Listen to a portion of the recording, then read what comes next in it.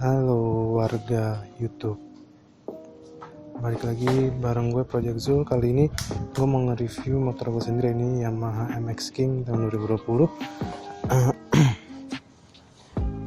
Ya, ini kelihatannya standar, tapi beberapa part udah gue ganti, cuman 3.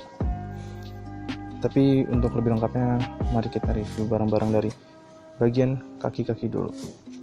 Nih, MX King 2020 yang udah facelift, lampunya udah LED kayak gini. Nah, dia kaki-kakinya agak berbeda dibanding MX King yang generasi sebelumnya. Di depan dia udah pakai ban ukuran 90/80. Oh, ini dia, kelihatan nggak? 90/80. Kalau sebelumnya tuh kecil, kalau nggak salah 70/90 apa 80/90 gitu, saya kurang paham. Pokoknya yang generasi sekarang udah pakai 90/80 dari Dunlop. BTW itu helm, ada helm balap gue. Jadi tolong abaikan helm balap. Cuk. Nah, lanjut ke dia punya kembangannya kayak gini. Ya standar lah ya, ban bawaan pabrik. Di belakang sama, dia juga pakai Dunlop dengan tipe yang sama, yaitu D102A. Tapi di belakang ini ukurannya ini 120/70/17. Jadi belakang tuh gede banget. Setahu gue dia bannya itu ukuran 3,5 inch, yang depan tuh 185 kalau nggak salah ya. Lanjut lagi, dia udah single shock atau monoshock dari KYB. Itu mereknya kelihatan nggak? Mungkin di kamera nggak kelihatan ya, soalnya gelap juga, jadi sorry kalau misalkan amatir. Nah, apalagi ya, gear set dia pakai ukuran 42 di belakang dari Sunstar, depannya 14 kalau sesuai brosur yang gua baca. Lanjut ke bagian atas, MX King V1 sama V2 tuh berbeda di batoknya doang ya, batok dan beberapa software dan beberapa part kayak tadi ban depan. Kalau dari belakang sini sebenarnya sama aja, kayak di belakangnya masih sama kayak MX King sebelumnya dan sama kayak lampu R25. Enaknya MX King, spakbornya tuh fleksibel, bisa dilepas pasang dengan mudah tanpa harus mikirin sen. Jadi kalau misalkan pengen tampilannya lancip-lancip, owner MX King tuh bisa ngelepas bagian spakbor doang tanpa ngelepas sen, karena di sini ada dudukannya tuh, 4 baut tinggal dicopot. Next video gue bakal bikinin tutorial cara ngelepas spakbornya. Lanjut ke bagian apa ya?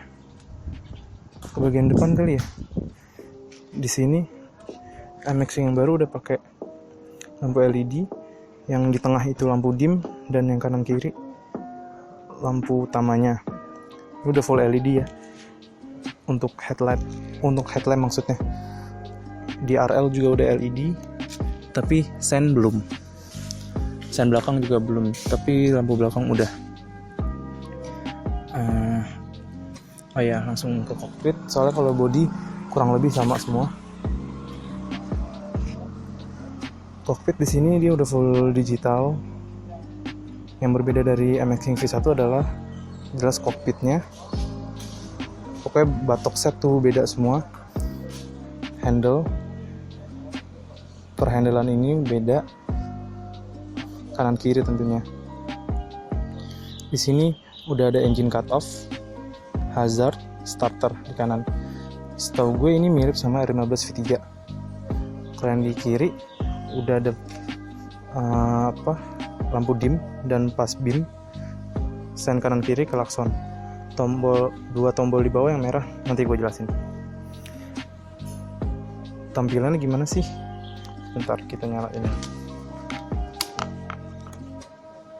Nah, itu tampilannya. Jadi di MX King baru ini tampilannya kayak gini. Kalau kita pencet tengah, seperti ini, keganti average eco.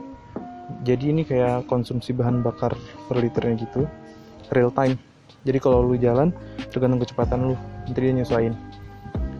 Ini average konsumsi bahan bakar.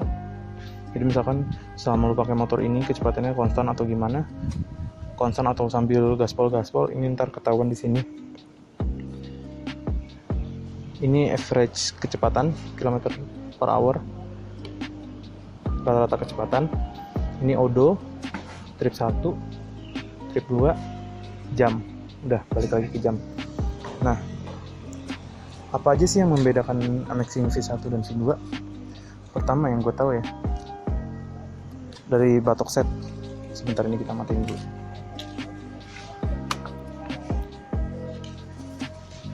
Batok set dia berbeda. Yang tadi gue jelasin, saklar, speedo, dan headlamp. Semuanya berbeda sama V1.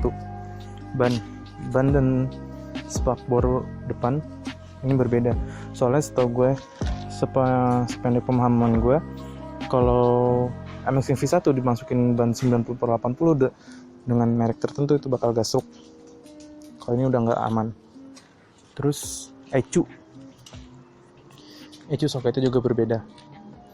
Nah, terus apa aja sih ubahan yang gue udah lakuin sama Amexing gue? Gue kasih nama dia Namira. Kenapa Namira? Karena nggak apa-apa, pengen aja. Jadi yang pertama adalah yang tadi kalian udah lihat, tombol ini, tombol merah ini, dua tombol merah ini adalah pengaturan ECU. Untuk tombol yang ini adalah quick shift, dan ini adalah tombol dual band. Jadi gue pakai ECU dari BRT. Stiker di sini ya nggak kelihatan sih, tapi ya udah. Pokoknya gue pakai ECU dari BRT. Gue pakai Juken 5 dual band basic yang quick shift. Gue nggak salah harganya waktu itu beli sekitar 1 jutaan. Jadi tuh, kenapa pengen gue beli yang quick shift, kenapa nggak yang dual band biasa? Karena apa penasaran aja, gue pengen nyobain quick shift ini. Ternyata rasanya ya udah biasa aja. Terus ini tombol dual bandnya. Kalau ini posisi mati, kalau ini dual bandnya on. Kayak ini kayak core 1, ini core 2. Core 2 fiturnya apa aja sih? Jadi gue di sini naruh fitur, gue request fitur launch control sama backfire. Backfire tuh yang nembak-nembak. Ntar videonya ada mungkin di akhir video. Nah, gue nyeting ini di sini, di Motori, rumahnya bikers di Tanjung Duren. Itu yang pertama. Oh iya, sekedar update lagi. Ini beberapa waktu lalu udah sempet gue dyno dengan knalpot, bukan yang Proliner sekarang, dengan knalpot WRX GP5 R1. Dia dapet 15 sekian horsepower. Nanti grafiknya gue taruh di belakang. Kenapa cuma segitu? Kata mekaniknya, Om Ricci, kalau pakai knalpot WRX dia nahan tenaganya. Makanya sekarang gue ganti ke Proliner yang short sesuai dengan rekomendasi dia. Nah, untuk leherannya gue pakai dari R9 H2 series untuk MX King. Kelihatan nggak? Oke, itulah R9 New H2 series stainless MX King 150. Nah, bla bla bla, tahu lagi tulisannya. Ini step, masih bisa pakai step standar. Makanya gue beli ini. BTW ini gue beli second semua, ini leheran second dan Proliner second. For your information, gue udah ganti knalpot ini 3 kali. Pertama dari standar ke Proliner long. Gue suka performa Proliner long tapi terlalu adem, bahaya kalau lagi ngebut. Soalnya pernah kejadian gue lagi speeding dikit, terus ada orang langsung main motong aja, soalnya nggak kedengeran suaranya. Terus gue kedua ganti WRX GP5 R1, itu suaranya enak, tapi sayang tenaganya nahan di sini. Oke, sekarang ketiga kalinya gue ganti Proliner short. Sejauh ini gue cukup puas sih. tapi tetap kalau suara gue lebih suka WRX. Udah, terus apa lagi ya? Oh iya, gue mau bikin segmen ini, mungkin masuk segmen pertama Touch Up Namira kali ya. Gue pengen bikin episode Touch Up Namira karena namanya Namira, yaudah gue bikin episode Touch Up Namira. Episode satunya termasuk ini kali ya. Gue udah ngubah apa aja di motor gue. Yang selanjutnya gue bakal ganti ban dan velg depan belakang gue mau pakai RCB SP522 warna gold.